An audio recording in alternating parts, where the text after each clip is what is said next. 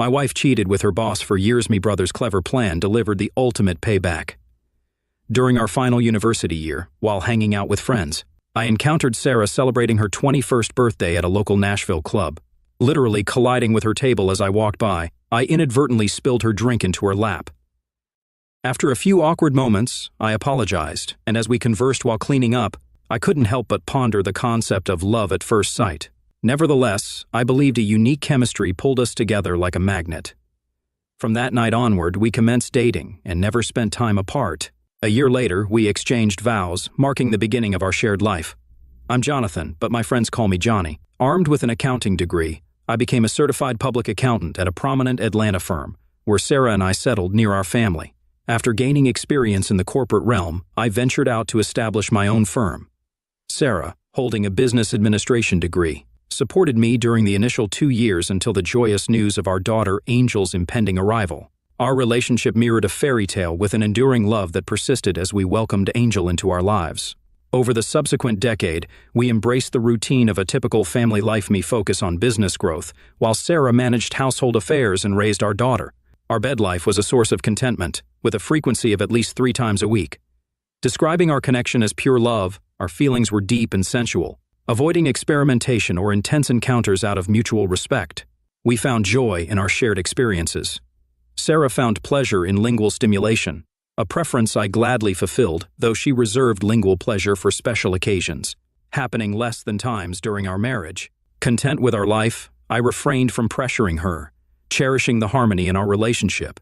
Sarah's constant attentiveness, evident from the day we exchanged vows, manifested in kisses, hugs, and shared moments whenever we were together. The incredible closeness in our marriage filled every second with love. Despite friends' initial skepticism claiming our affection wouldn't endure, they eventually recognized the uniqueness of our bond. After a decade, when Angel turned, Sarah expressed her desire to return to work. With Angel's established routine and daily return from school at p.m., Sarah conveyed her reluctance to stay at home daily, expressing a yearning to rejoin the workforce. After extensive discussions, we reached an agreement and formulated a plan to ensure Angel received the attention a 10-year-old girl needed. Sarah secured a position as a personal assistant to William, a lawyer years her senior. The job's favorable hours allowed Sarah to be home by every day, maintaining her presence for Angel. Our family grew stronger over time, residing in a comfortable apartment within an upscale complex with country club membership. Our financial stability allowed us to save for Angel's college and our retirement. We lived a blessed life, free from health, financial, and happiness concerns. As expected, our bed life underwent changes after a decade of marriage, slowing down from 3 to 4 times a week to only twice, typically on Friday and Saturday nights. While we became somewhat predictable, our love endured, and we continued to revel in our closeness. Sarah's unwavering attentiveness and displays of love persisted throughout the years, making our shared closeness more fulfilling than our physical expressions of love. Receiving spontaneous kisses and hugs, along with acknowledgement for her love, overwhelmed me. It constituted the most significant aspect of our marriage. I reciprocated the affection, but Sarah consistently ensured I understood the depth of her love. Angel joined the math club, staying after hours and returning home around 5 p.m. Simultaneously, Sarah began working late 2 nights a week, coinciding with Angel's schedule. We avoided leaving her alone at that age, ensuring our schedules matched. William, Sarah's boss, earned a promotion to senior partner in his father-in-law's firm. Consequently, Sarah worked a few extra hours on Tuesday and Thursday nights, returning home by 7 p.m. On these nights, I ensured dinner was ready for her after her long workday. Other than those 2 nights, everything in our marriage remained unchanged. My business was thriving, generating a good income as the company expanded to employees. We became a well-known and respected accounting firm, becoming a target for acquisition or merger with larger firms in the area. Angel began contemplating college and her future. Sarah still worked for William and remained as attractive as when we first met. The years treated Sarah well, maintaining her slim figure, complemented by long, appealing legs and a shapely bum. Despite her attractiveness, she maintained a professional and conservative demeanor. Our lifestyle, deemed by some as boring, involved spending most of our time together at home, attending movies or family events with our daughter. We were always together as a family, never going out alone or without each other as a couple. I received a call from William, her boss, informing me that Sarah would be honored with an award at a banquet the next month, and both Angel and I were invited. I proudly accepted the invitation, revealing to Angel that her mother would receive an award for professional excellence. Since it was a surprise, they wanted us there, and usually these meetings were for staff only. We were asked to keep it a secret until the award ceremony. In the last 5 years since Sarah started working for William, she consistently delivered excellent work, contributing to her increased happiness at home and boosted self-esteem. I knew she worked hard and was well liked in her company, and now, hearing about their desire to show appreciation made Angel and me proud. Sarah informed us about an upcoming business meeting at the Ritz-Carlton downtown, where she had to work late and give a presentation to the entire company. She looked forward to it, having spent many hours preparing in the weeks leading up to the event. At the time, she was unaware of our invitation or her award, and Angel and I kept it a secret. We could hardly wait for the event and Sarah's award.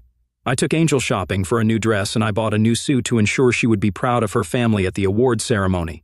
Sarah wore a knee-length dress with a back cutout, balancing professionalism with showcasing her beautiful curves. At 37, she remained attractive and desirable. Before the limo picked her up to make arrangements for the meeting, Angel and I hugged her, wishing her luck for her evening presentation. With 2 hours to get ready after she left, we both dressed on time and left to be at the event about 30 minutes before Sarah's presentation. One of the hosts greeted us, seating us at a central table with a clear view of the stage. Angel and I received special treatment, with everyone expressing their love for Sarah and delight in meeting us. We felt so welcome and happy to be there for our wife and mother. The lights in the audience dimmed as the introductions began on stage. Spotlights flickered as the first speaker introduced the firm's founder, the CEO, and then William, the senior partner. William provided a concise overview of the company's successful year and then introduced Sarah, who was tasked with sharing some of the past year's achievements. Sarah graced the stage, radiating beauty as always, and I observed Angel's pride in seeing her mother commence the presentation with a professional and practiced voice. Sarah delved into the company's excellent year, its accomplishments, and future projects, speaking for approximately minutes before returning the stage to William. Before her departure, William embraced her, delivering a few words to the audience. He highlighted the close collaboration with Sarah over the past 5 years, emphasizing her integral role in the organization. He expressed conviction that some of the successes outlined wouldn't have been possible without her. William then honored Sarah with the Chairman's Club Award, the company's highest honor, reserved for employees going above and beyond the call of duty and recognized for their commitment. Sarah received a sizable plaque and an envelope containing an award. With tears in her eyes, she accepted the check, embraced William, expressed gratitude to the audience, and turned to Angel and me. Our eyes welled with tears as we shared the pride in her mother's achievements, and those at our table offered hugs, creating one of our most joyful evenings, overflowing with pride and unable to suppress our smiles. We headed for a drink as the lights came on. Taking my daughter's glass, I assured her I'd be right back. At the bar, amidst long lines, I spotted an empty one near the stage and decided to fetch a double Jack and a soft drink for Angel. In high spirits, I threw $1.05 into the tip jar, collected my drinks, and turned to return to my table. It was precisely at that moment when my world fell apart. On the way back, something caught my eye, leading me to witness a couple behind the curtains engaged in an alarming embrace. Initially deeming it out of place for such an event, I recognized the dress the same one Sarah had worn that night. I turned once more, frozen in place, observing the couple sharing a heartfelt kiss. The embrace conveyed a familiarity beyond the moment, suggesting this wasn't their first encounter. It felt as if I were having an out-of-body experience, standing frozen with 2 drinks in hand and my mouth agape. I watched until the couple separated, confirming that it was indeed the love of my life sharing a romantic kiss with her boss, William. In that moment, I dropped one of the drinks, drawing the lover's attention. Sarah saw me and appeared shocked. As I returned to my senses, I turned and walked back to the table with the remaining drink. Sarah caught up, explaining the situation, and in a daze, I nodded and sat quietly with a sorrowful expression for the remainder of the evening. It was evident that I was distressed and no longer able to share in the joy around us. I witnessed more than a friendly kiss. In fact, Sarah and I hadn't kissed so passionately in years over 5, to be exact. Reflecting on those years and the changes that had occurred, I sensed trouble looming, though I wasn't certain of its nature at that point. Driving home, Angel and Sarah discussed the night, with Angel expressing pride in her mother. Still reeling from what I'd seen, I remained silent, lost in my own thoughts. Both girls noticed my reticence, attempting to coax me into conversation, but I maintained a persistent silence. Sarah, sensing the unease, tried to make amends with sweetness and extra affection. But I wasn't receptive. That night I made an effort to conceal my emotions from Angel, however. Being perceptive, she sensed my distress and sensibly allowed me to be with my thoughts. Before bedtime, she expressed her support, mentioning that she was available for a conversation. After a hug and a kiss, she went to bed. I silently withdrew, and shortly thereafter, Sarah joined me in the room. She inquired about my well-being, expressing concern despite her attempt to comfort me. After a minute of silence, I chose to turn away. Apologizing for the situation, she pleaded for communication, but I lay silent, anger replacing my initial shock. I refrained from speaking, realizing any words would be hurtful and unproductive. That night, her attempts at affection went unanswered, and I endured the worst sleep. The next morning, a Saturday, I opened my eyes to sunlight, anticipating a challenging day. Recalling the distressing scene, I tried to make sense of the situation. Climbing out of bed, I went to the bathroom, washed and brushed my teeth. Returning to the bedroom, Sarah sat up in bed, watching me and trying to act normal. "Good morning, sweetheart. Did you sleep well?" she asked, as if nothing had happened. I ignored her question, donned a pair of jeans and a t-shirt, and before leaving the bedroom, I looked at her.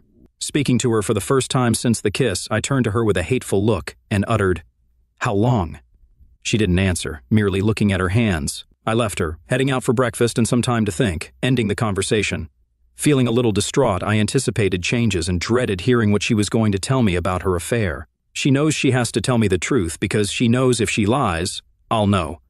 Sarah and I have been very close, and she has never given me any reason to believe that she wants another man. I haven't noticed any change in her closeness, and she still hugs and kisses me all the time. How can she act like that when she's having an affair? I mean, if she's with him, how can she show me all this love? Can the woman I love really have an affair with William? I glanced at the clock, aware that Angel was supposed to be at school for math club by 1 p.m. Realizing it was time to face it, I drove home and found Sarah on the patio with a cup of coffee, staring out at the lake. Without saying a word, I poured myself a cup, sat down next to her, and asked her those two words again, "How long?" After a few minutes of silence, I noticed tears running down Sarah's face. The revelation that followed sent a shiver down my spine and caused a stomachache so intense that I almost felt nauseous. In a soft, tearful voice, she mentioned a span of 3 years. I inquired, seeking confirmation, and she affirmed, mentioning the nights I worked late. "Yes," she whispered. I sat in silence for a few minutes before finally breaking it. My attempt at understanding led to the conclusion that the 2 nights she worked late every week for the last 3 years were the only times she had been lovemaking with William. Seeking clarification, I asked if my understanding was correct. She affirmed, stating they had never engaged in such activities anywhere else, and expressing a desire to explain more when given the chance. I expressed my response, urging her to withhold any explanations. She had just disclosed her involvement with her boss 2 nights a week for the past 3 years. The arithmetic was simple, over instances, assuming a minimum of twice a night. I confronted Sarah, emphasizing the gravity of her actions over times of betrayal behind my back. I questioned the possibility of any man enduring such knowledge. Tears streamed down her face onto her lap as I continued. The depth of my hurt unfolded as I reflected on the potential mockery they shared, picturing them laughing at my ignorance. Expressing my gratitude with bitter sarcasm, I acknowledged the profound humiliation and intentional pain she inflicted. The person I believed loved me had betrayed our marriage and shattered my heart in unexpected and devastating revelation that left me profoundly wounded. She insisted, saying it wasn't as it seemed. I didn't buy it. Disrupting her attempt to explain, I instructed her to be silent. Ignoring her pleas, I stood up and left the porch as she remained seated, crying and begging for me to stay. I maintained a composed exterior, however, internally, I felt an explosion of emotions. To gain control over my turbulent feelings, I went for a ride. The sense of betrayal was unfamiliar and overwhelming, and I needed time to process her words and decide on my course of action. I needed to talk to someone, and the only family I had left was my brother Tony. We were very close growing up, but we took different paths in life. Tony spent 5 years in a federal prison for medication trafficking and moved in dangerous circles. By comparison, I was a churchgoer, an accountant who paid too much in taxes and didn't even have a parking ticket.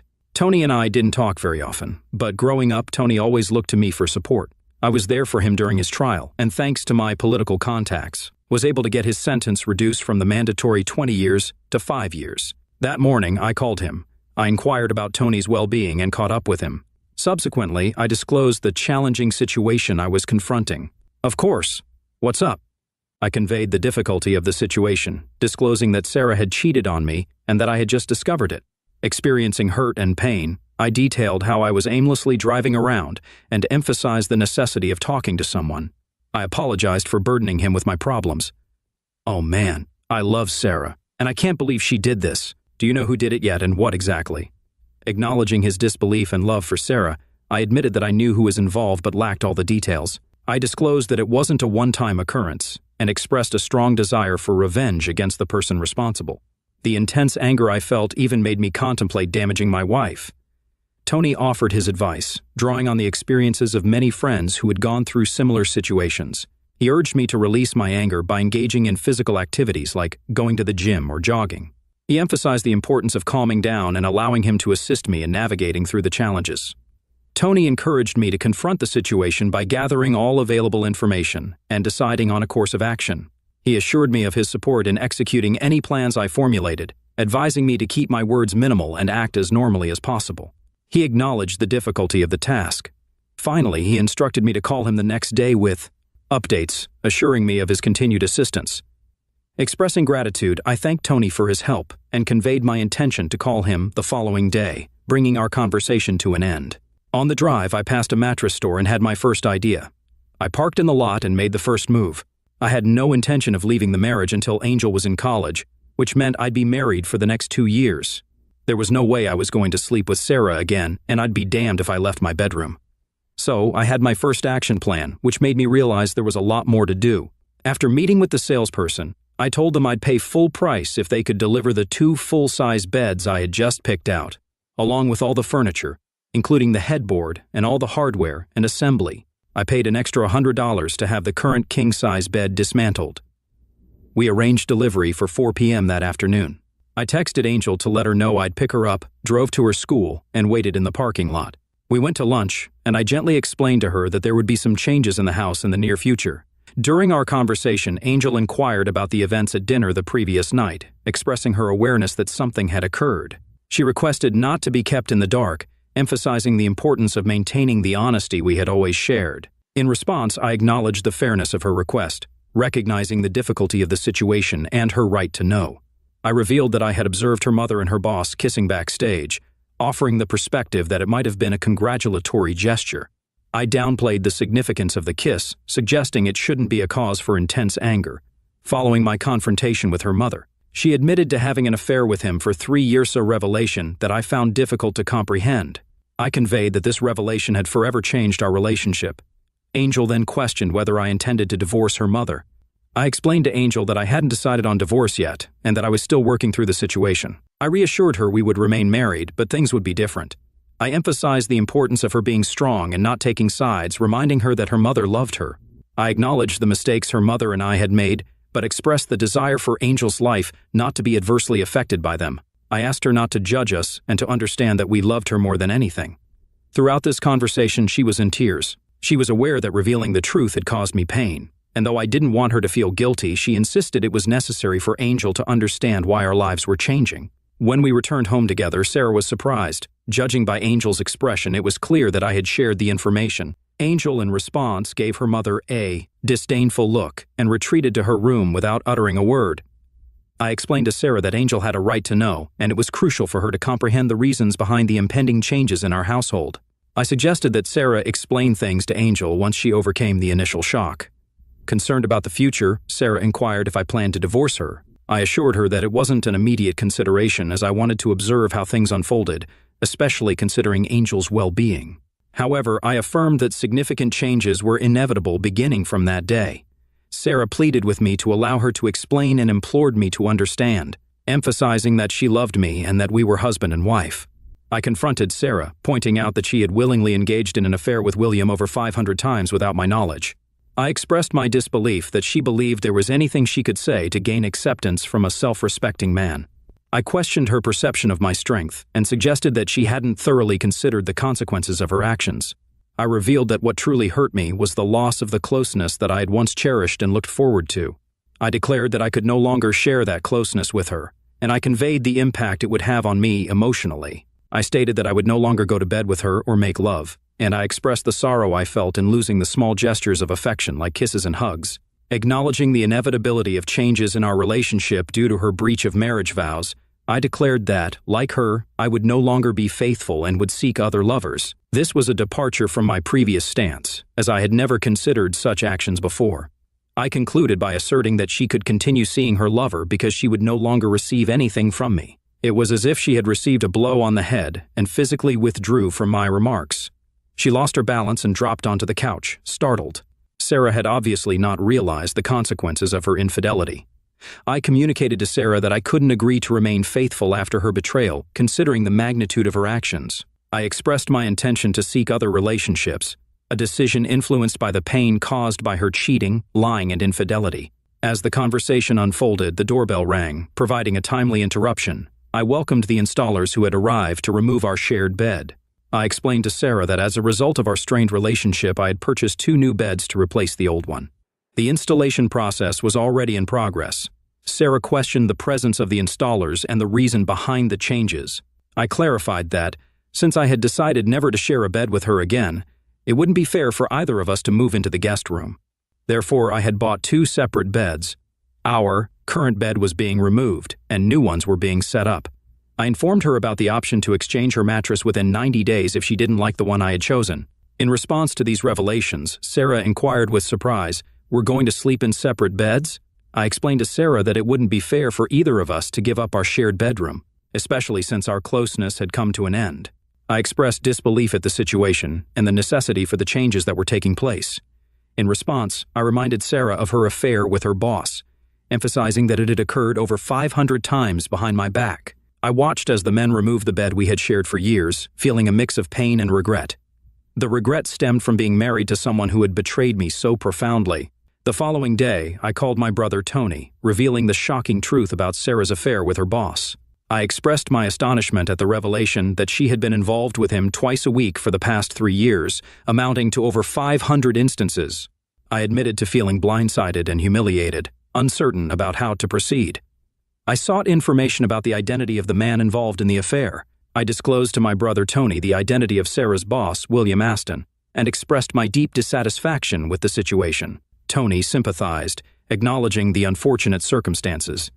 I then shared my desire for William to experience significant suffering for his role in the affair. Tony asked about my plans regarding Sarah, and I expressed my intention to divorce her once our daughter Angel was in college. I revealed my plan to make her life difficult until then, shutting her out and ensuring a lonely existence. I emphasized my determination to expose her actions and ruin her career if she attempted to initiate a divorce before Angel started college. Concerned for my well-being, Tony offered to take care of William Aston while I managed affairs at home. I cautioned him against engaging in any activities that could lead to legal trouble and insisted on handling my situation responsibly. Tony assured me that he understood and promised not to take actions that could jeopardize his own safety. We concluded the conversation with the understanding that we would talk again soon. The following weeks were stressful at home. Sarah tried to engage me in conversation, but I refused to answer her with more than a word or two. I could tell she was frustrated and tried to help me forgive her, but I was still hurt, angry, and unyielding. I buried myself in work, came home late every night, and wasn't home on the weekends. Tensions were high and everyone was walking on eggshells, waiting for me to explode. One night, after a long day at work, I came home and found Sarah in her bed, waiting to talk to me. After all these years of sleeping with the only woman I loved, I was now sleeping in a bed just a few feet away from Sarah's. It was sad, and I wasn't sure how I was going to do this for the next 2 years until Angel left for university. After my shower, as I lay down in bed, Sarah initiated a conversation, asking about my day. I responded briefly with a simple, "Good." She expressed a desire to discuss some matters and acknowledged that she knew I wanted nothing to do with her. Despite that, she conveyed her love for me and expressed a willingness to make small improvements in our relationship. She proposed the idea of quitting her job, suggesting that we didn't need the extra money and that she could be more present for me. She asked for my thoughts on the matter. Despite my efforts to control my anger, her attempt to use terms of closeness triggered a rage in me. I sat up and spoke harshly, expressing indifference to her decisions and urging her to do whatever she wanted with her life. I made it clear that I no longer wanted any romantic involvement with her. Tears welled in my eyes as I conveyed the emotional impact of her actions. As I rolled over and rested my head on the pillow, I heard Sarah sobbing, realizing the depth of the pain I felt. She pleaded for an opportunity to talk, acknowledging the sorrow and regret she felt for her actions. She expressed her continued love for me, the anguish caused by our lack of physical connection, and the heartbreak from the perceived coldness between us. She confessed her uncertainty about how to fix the situation, but emphasized her desire to salvage the relationship. Sarah also mentioned the toxic tensions in the house and expressed concern for our daughter, Angel, who seemed affected by the strained atmosphere.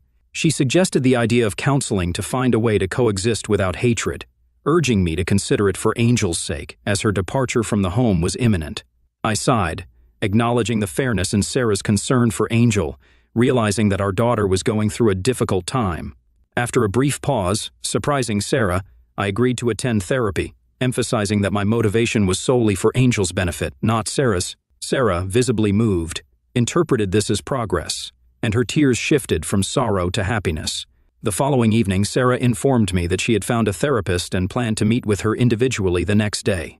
She mentioned arranging a couples meeting for Friday at 3 p.m., recognizing the necessity to find a way to coexist without a prolonged divorce process. I agreed with Sarah's decision and acknowledged that living in peace was essential.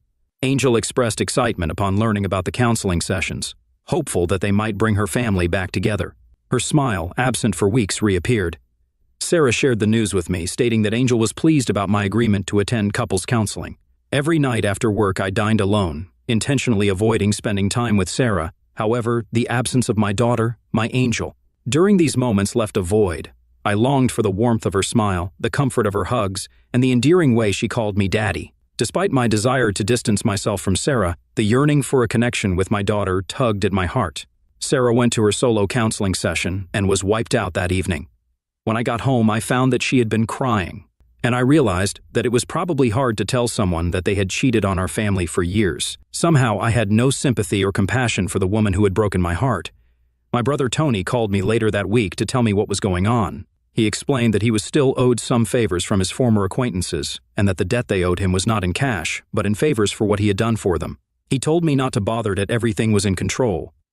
After contacting one of his associates, Tony explained the situation. They understood and told him they would take care of it and let him know when it was done. Tony explained that they did want to hurt him, and they wanted to leave it so he would remember it for the rest of his life. He left it in their hands, and he knew it was not going to be pretty. Tony gave them the man's name, the place where he worked, and his phone number. That was all they needed. I guess when Sarah told William that I had found out about their affair, he was heartbroken. He loved Sarah and the way she made him feel. Apparently, they considered themselves a couple when they were together and shared their love during that brief time alone.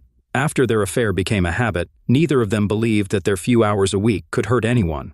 They were simply two friends spending some time together. Both believed that their spouses never gave up anything or missed their love and time. It was only a few hours a week, and neither spouse missed their short time together. It was the perfect relationship that gave them the excitement and extra love that had been blunted by many years of marriage. After the initial meeting with Dr. Winters, the counselor, our session commenced as expected. The counselor took the lead in initiating the conversation. She addressed me, expressing gratitude for my attendance, and acknowledged that Sarah had already shared her perspective during their meeting earlier in the week. Dr. Winters emphasized the importance of honesty in my responses, and assured me that everything discussed during the sessions would remain confidential. She encouraged openness, reassuring me that nothing I said would be shocking to her. I nodded in acknowledgement, curious to see how the session would unfold. The counselor, Dr. Winters, prompted Sarah to share her intentions for the counseling sessions. Sarah, my unfaithful wife, turned her attention toward me, her eyes filled with tears, and expressed her desires. She conveyed a strong longing to communicate with me, rebuild our family, and restore the physical and emotional connection we once had. Her emotions were palpable, and I sensed the sincerity in her words. Although it was difficult to witness her pain over the loss of my love, I maintained composure, sitting quietly as she wiped her eyes with a handkerchief. When asked by the doctor about my goals for the sessions, I expressed a desire to eliminate the haunting significance of the number 500 from my thoughts. I noticed Sarah's reaction, a wince and averted gaze as I mentioned the number. In response to Dr. Winters' confusion about the number's significance, I adopted a sarcastic tone. Referencing Sarah's prior session with the counselor, I questioned Sarah about omitting this detail, prompting the counselor to request a more coherent explanation. I clarified that, being an accountant, numbers held particular importance to me. I revealed that over the past 3 years, Sarah had engaged in intimate activities with William over 500 times without my knowledge. This revelation had left an indelible mark on my consciousness, making it the first thing that came to mind whenever the number 500 appeared. After each outburst, a period of silence ensued as emotions settled. The counselor, addressing me as Mr. Park, expressed understanding of my pain but cautioned against using hurtful language. I offered an apology, acknowledging the necessity of expressing my pain and perspective. Sarah, in tears, repeated her apologies, and my anger subsided as I finally relaxed. In response to the counselor's question, I expressed a desire to find a path toward forgiveness for Sarah. My ultimate goal was to create a home devoid of hate and anger, especially for the sake of our daughter. I emphasized the need to live together in peace, recognizing the impact on our family. I thanked the counselor for the opportunity to share my sentiments. Over the next few weeks, I managed to speak in a friendly tone without the venom. Things at home were much better, not good, but better. Angel was home more often. We went out to eat, went to the movies, went out with friends, and tried to be a normal couple. The only problem was that everyone noticed there was no closeness between us at all. I never held her hand, we never kissed, and I never let her hug or touch me. Several friends asked Sarah what was wrong because our affection was the exact opposite of what everyone had seen in the last 15 years. It was obvious that we were having a hard time, but we kept going. 2 weeks into our initial couples session, there was an intrusion at William's residence. Unidentified men entered, swiftly administered a beating without disclosing their motive, and promptly left. William was later taken to the hospital. Upon learning about William's incident, Sarah was thunderstruck, aware that I desired revenge and was somehow involved. That night, recounting how someone broke into her boss's house and attacked him, Sarah watched for a reaction. A small grin flitted across my face as I responded, "Wow, that's something," and resumed reading the book in front of me. Struck by my indifferent response, Sarah's inquiry about my feelings for William struck a nerve. Looking up, I glared at her and retorted, "Oh, I am so sorry your lover got hurt. Do you want me to send him flowers? Or should we go see him, darling?" She looked away and the conversation ended. Sarah sensed my responsibility for the incident and knew that expressing remorse for William could undo all the progress we had made. Earlier in the week, I received a text from Tony with a thumbs-up emoji, marking our last contact for several months. As things cooled down, I wondered if the police would uncover their affair and question me about the attack, but that never transpired. The police put the report on an open case file and shifted their focus to other crimes. Several months passed, and as promised, I began dating and going out late. After Sarah quizzed me about my activities a few times, she realized she should mind her own business and avoid causing problems. I clarified that we were husband and wife in name only, cohabiting for the sake of our daughter. We eventually found a way to remain civil, and family life was improving. Sarah finally comprehended the extent of the hurt she had caused her husband, acknowledging the irreparable nature of the damage. To keep the family intact, I warned her that I would inform her family and friends about her affair and make her life unbearable if she pursued a divorce before Angel left for college. Sarah remained legally married but emotionally alone. She lacked someone to reciprocate the love she once gave through hugs, kisses, and affection. Defining her relationships with 2 men, this love was now lost. Despite attending counseling alone, her husband's enjoyment with another woman intensified her sadness. Sarah, driven by vanity, selfishness, and stupidity, had destroyed her marriage and the man she loved. Angel, despite still loving her mother, reminded her that she had brought this upon herself every time she complained about her father. Angel would never forgive her mother for hurting her father, but her love for her mother endured. After Angel left for college, I returned home with divorce papers. A year earlier, I had contemplated ruining Sarah's finances, but I opted for an equitable split. Over the last 2 years, I forgave her, but the love I once felt was irretrievably lost. Sarah, unsurprised by the divorce papers, signed them without protest, relieved at the prospect of starting anew. Having learned her lesson, she vowed never to cheat again. The painful divorce from the woman I loved left me full of remorse for the events leading to our separation. I yearned to undo it all or find a way to forgive her, but the memory of the 500 betrayals haunted me. We sold the house and divided the equity. I moved in with Trisha, a dancer years my junior, whom I had been dating. My confidence and happiness restored, I finally found peace. Sarah never abandoned hope for reconciliation and wept for weeks upon learning of my marriage to another woman. Unable to forgive herself for the damage caused by her selfishness and hubris, she dated but never recovered the lost love. Weight gain, faded looks, and bitterness characterized her lonely life. Angel and Sarah maintained closeness, but my communication with Sarah dwindled. She would never relive the love shared with her wonderful husband and bore the pain she inflicted on her loved ones. Ensuring Angel's college was funded, she became a psychologist, driven to help others. She now enjoys a happy married life. The lessons learned from this experience are profound, illustrating the lasting impact of a beautiful yet damaging past.